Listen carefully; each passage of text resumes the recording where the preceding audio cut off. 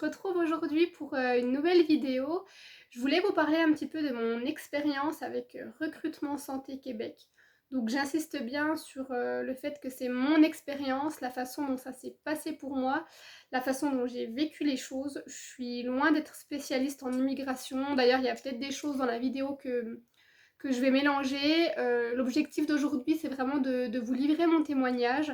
Et si ça peut aider certaines personnes à les rassurer un petit peu quant au déroulé de l'entretien notamment, et puis du processus, c'est tant mieux. Donc déjà, Recrutement Santé Québec, c'est un organisme qui est missionné, qui est mandaté par le ministère de la Santé et des Services sociaux du Québec pour recruter des professionnels de la santé et des services sociaux euh, qui ont eu un diplôme hors Canada, donc ce qui est mon cas. S'il y en a parmi vous qui sont intéressés, je vous invite vivement à aller sur leur site Recrutement Santé Québec, qui est vraiment très très bien fait. Il y a toutes les indications, la marche à suivre, la procédure, il y a plein d'informations sur les services sociaux en général, sur les termes qui sont utilisés, il y a plein de liens, enfin vraiment c'est une mine d'informations et je pense que quasiment tout se trouve dessus. Ils ont également un mail générique auquel vous pouvez écrire, ils sont très réactifs, enfin vraiment voilà, je conseille. Je pense que vous trouverez toutes les infos relatives à votre situation bien mieux que si c'est moi qui vous les donne. Donc j'ai mon petit calepin où j'ai écrit un petit peu les dates me concernant pour vous livrer un petit peu la chronologie. Donc moi j'ai eu connaissance de Recrutement Santé Québec fin décembre grâce à la page fixe francophone immigré au Québec travaillant dans le social. Si j'y pense, je vous mettrai les liens dans la barre d'infos pour que vous puissiez trouver ça rapidement. Donc j'ai eu connaissance de ce processus qui m'était alors totalement inconnu alors que ça date pas d'hier non plus. Donc je me suis inscrite sur le site Recrutement Santé Québec le 8 janvier. Donc je me suis créé un profil, on dote voilà, son état civil, il faut joindre notamment un CV. En parallèle, le 26 janvier, je me suis créé un compte sur Québec en tête. Québec en tête, ça permet par la suite de s'inscrire aux Journées Québec. Donc oui, il faut s'inscrire à tout plein de choses. Parce qu'en fait, principalement, RSQ passe par les Journées Québec pour recruter ses travailleurs sociaux. Donc le 1er février, je me suis inscrite aux Journées Québec qui allaient se dérouler en mars. Le 4 mars, j'ai été sélectionnée par Recrutement Santé Québec pour avoir une entrevue. Donc là, on a le choix de la date, de l'heure à laquelle on est disponible pour une entrevue. Dans l'entretemps, dans l'entre-deux, il faut joindre un bilan médical, des références d'un employeur. Donc moi, j'ai demandé mon employeur actuel qui m'a fait en fait comme une petite lettre de recommandation. Donc ça, c'est vrai que je sais que ça peut gêner beaucoup de personnes. Moi, je suis en très bon terme avec mon chef, donc voilà, j'ai eu aucun souci à lui demander. Après, je comprends que ça puisse être gênant de demander une lettre de recommandation pour un projet comme celui-là qui est de partir au Québec quand on n'a aucune certitude d'être prise. Ça peut être compliqué vis-à-vis de l'employeur, mais vous pouvez tout à fait demander cette lettre de référence à un ancien employeur. Et il faut aussi commencer à pré-remplir la demande de sélection temporaire. Donc ça, c'est si vous êtes prise, si vous êtes retenu, c'est un dossier qui ira après, qui servira pour les démarches d'immigration. Après, eh ben, on attend, beaucoup de stress. Enfin voilà, moi je me suis mise à lire des choses sur les politiques sociales, sur l'organisation du service social au Québec. Enfin voilà, honnêtement, c'était beaucoup de stress. J'ai eu mon entretien le 29 mars. Donc c'est là que je vais essayer de prendre un petit peu plus de temps pour vous expliquer comment ça s'est passé. Donc l'entretien, pour ma part, il a duré 1h15.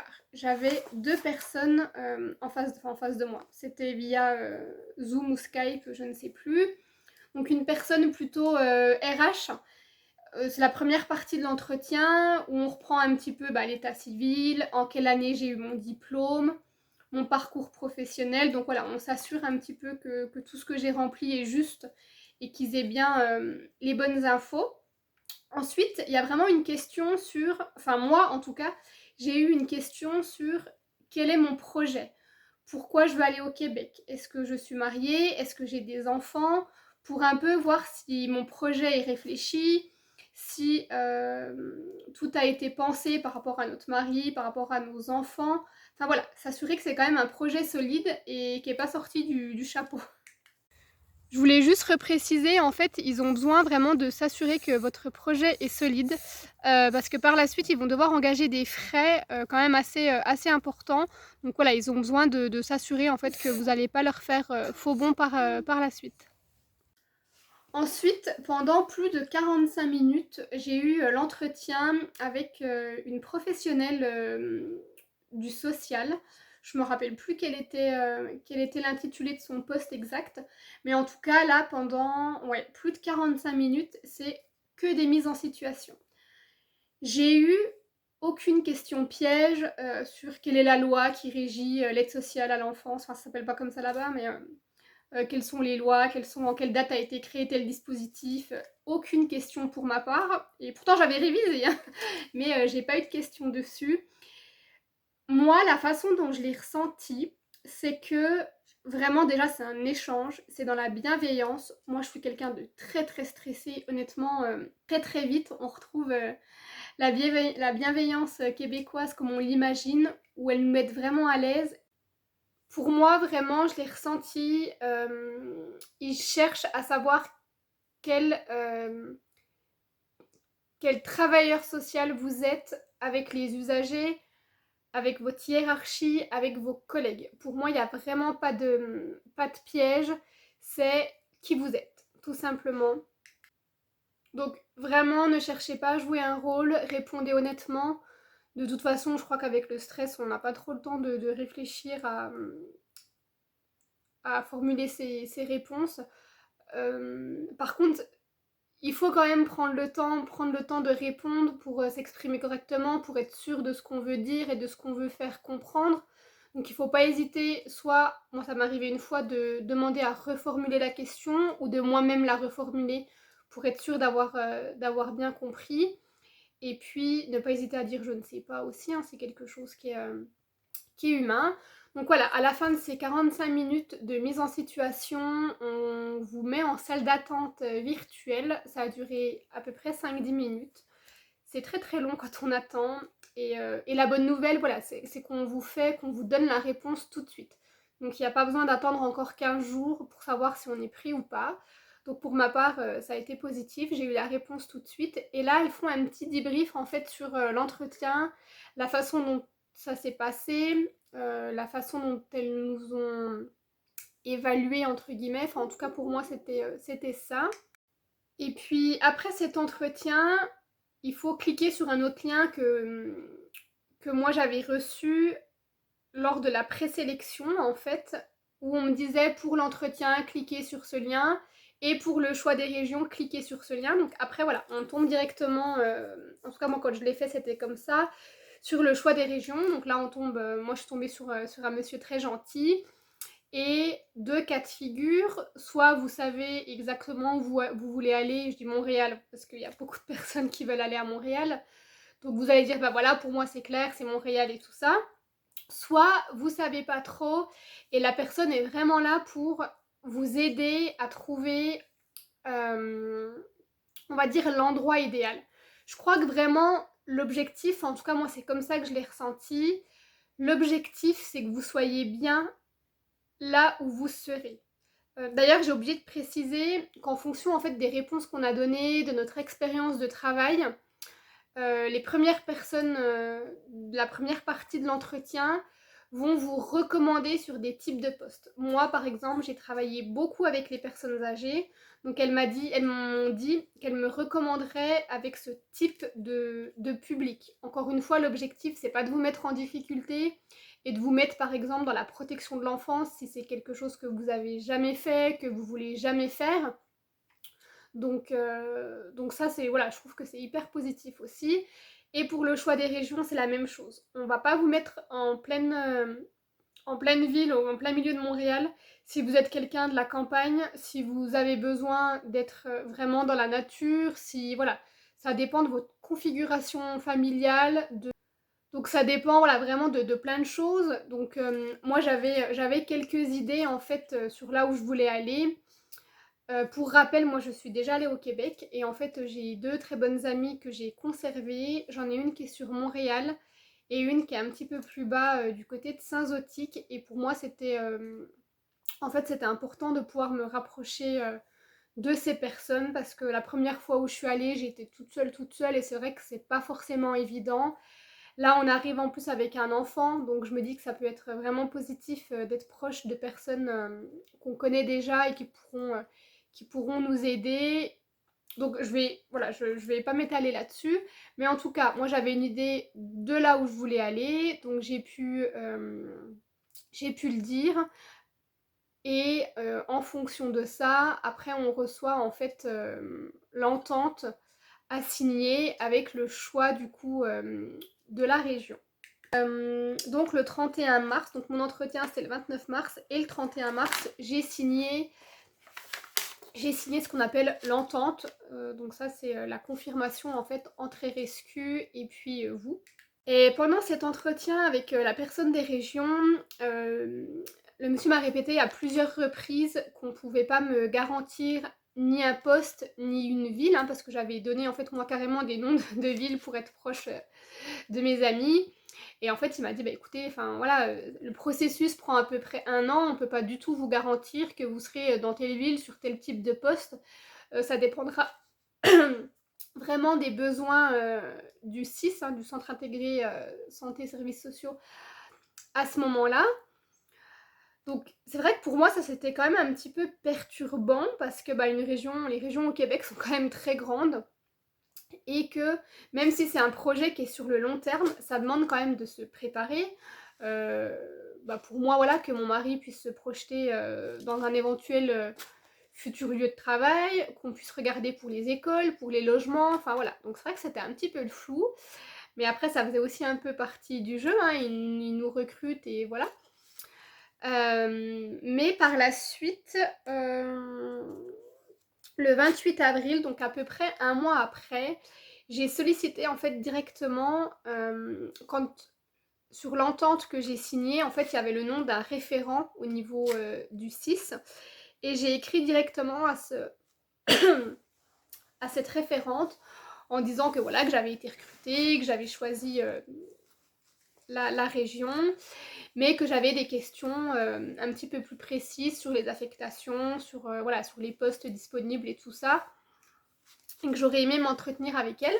Donc en fait, elles m'ont proposé après une réunion Skype 3 semaines après, le 18 mai, où là j'étais avec un agent des ressources humaines et la chargée de recrutement international. Donc on a refait un petit peu le point, voilà, sur mon CV, mon parcours, ce que je voulais et les villes qui m'intéressaient, et elles ont tout à fait compris. J'ai eu beaucoup de chance que voilà, que j'avais besoin moi de me projeter de quelque chose d'un peu plus concret. Et en fait, elles m'ont expliqué qu'il y avait des affichages qui passaient plusieurs fois dans l'année en fait, où en gros il y avait la liste des postes disponibles qui étaient d'abord proposés aux employés en interne et que les postes disponibles après étaient proposés à l'externe. Donc moi il y avait un affichage fin juin, donc elles m'ont dit qu'elles me recontacteraient après pour me proposer les postes disponibles et c'est ce qu'elles ont fait. Elles m'ont notamment proposé 2 postes et moi par la suite du coup j'ai demandé en fait à m'entretenir avec les responsables de service pour en savoir un petit peu plus sur les missions. Donc ça je crois que c'est quelque chose qui peut se faire. Enfin en tout cas voilà, faut pas hésiter, c'est important de se sentir bien, enfin pour moi en tout cas, c'était important que je me sente sûre de mon choix. C'est déjà voilà un gros projet qui chamboule beaucoup et qui amène plein de questions. Donc je voulais être sûre de mon choix au niveau de mon poste. Donc c'est comme ça que j'ai choisi l'hôpital. J'en reparlerai peut-être dans une autre vidéo si ça vous intéresse. Ah oui, et du coup, dans l'intervalle entre mon premier entretien et le choix des postes, j'ai eu la lettre de confirmation d'embauche du CIS. Donc voilà, ça fait partie aussi du processus, c'est quelque chose d'important. Et, et là, j'en suis, donc comme je le disais dans ma précédente vidéo, la demande de sélection temporaire et l'EIMT ont été envoyés par l'employeur fin juillet. Donc voilà où j'en suis.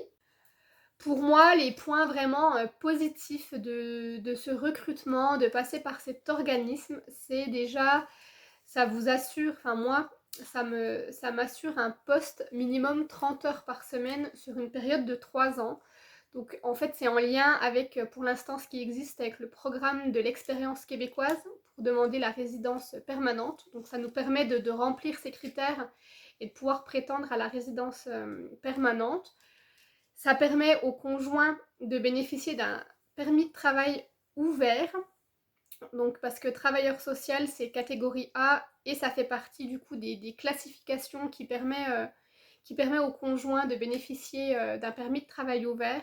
Donc pareil, hein, il y a plusieurs conditions à remplir, soit d'être marié, soit de pouvoir prouver qu'on est conjoint de fait depuis 1 an. Par exemple, il me semble que le PACS ne marche pas. Enfin, en tout cas, voilà, vous avez les informations sur IRCC, donc ne pas hésiter aussi à aller voir. Il y a une partie des démarches aussi qui est payée par l'employeur. Donc il y a l'évaluation comparative, la demande de permis de travail fermé, et puis un certain forfait pour l'examen médical. L'autre point positif, c'est aussi qu'on a droit à la RAMQ. Donc ça, c'est quand même un gros plus au niveau santé. Et puis, ils reprennent aussi l'expérience de travail pour le calcul du salaire sur justificatif, hein. Donc moi, si je peux vous donner un conseil, c'est de commencer à récupérer dès maintenant auprès de vos employeurs actuels et anciens des attestations de travail qui vous seront aussi utiles pour votre inscription à l'Ordre des travailleurs sociaux et des thérapeutes conjugaux du Québec. Donc je rappelle que cette inscription est obligatoire pour pouvoir exercer en tant que travailleur social. Si ça vous intéresse, je pourrais peut-être vous refaire une vidéo un petit peu sur l'Ordre des travailleurs sociaux. Donc moi, pour ma part, j'ai attendu d'être recrutée par RSQ pour faire cette inscription à l'Ordre qui est quand même coûteuse. C'est à peu près 4 ou 500 € pour une première demande, quand en plus le diplôme date de plus de 5 ans, il y a des frais d'études supplémentaires. Donc voilà, ça ils le comprennent tout à fait, qu'on ne veut pas forcément engager des frais avant d'être sûr d'être recruté. Mais voilà, tout ça pour dire que vous pouvez dès maintenant commencer à récupérer des attestations avec donc le nom de votre employeur, le descriptif de vos missions, l'intitulé de votre poste, les périodes d'emploi, si c'était du temps partiel ou du temps plein, et le nombre d'heures travaillées. Donc ça peut vite être compliqué de réussir à réunir toutes ces informations dans une même attestation. Donc voilà, n'hésitez pas à le faire dès maintenant. Donc voilà un petit peu pour cette première partie. Je pense que je ferai une deuxième vidéo pour la suite des démarches, une fois que j'aurai reçu le CAQ et le IMT. Et que ce sera à moi d'enclencher les démarches, notamment de demande de permis de travail, de visite médicale, données biométriques et un petit peu tout ça. Là, l'objectif de cette première vidéo, c'était vraiment de vous expliquer la première partie du recrutement, enfin la façon dont ça s'était passé pour moi. Et puis voilà. Donc j'espère que cette vidéo vous aura plu, vous aura un petit peu éclairé. N'hésitez pas si vous avez des questions, si j'ai oublié des choses, si j'ai pas forcément été très claire. Je suis là pour répondre à vos questions. Je répète que je suis loin d'être une spécialiste, mais que voilà, si je peux vous aider, c'est avec plaisir que je le ferai. Je suis passée par là. Et c'est vrai que c'est toujours chouette de pouvoir échanger avec des personnes qui ont un petit peu d'avance sur le processus.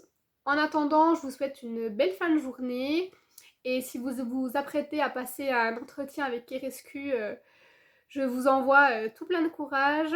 Et puis vraiment, ça va bien aller. Il y a beaucoup de bienveillance. Et si c'est quelque chose qui vous tient à cœur, donnez-vous à fond et puis croisez les doigts.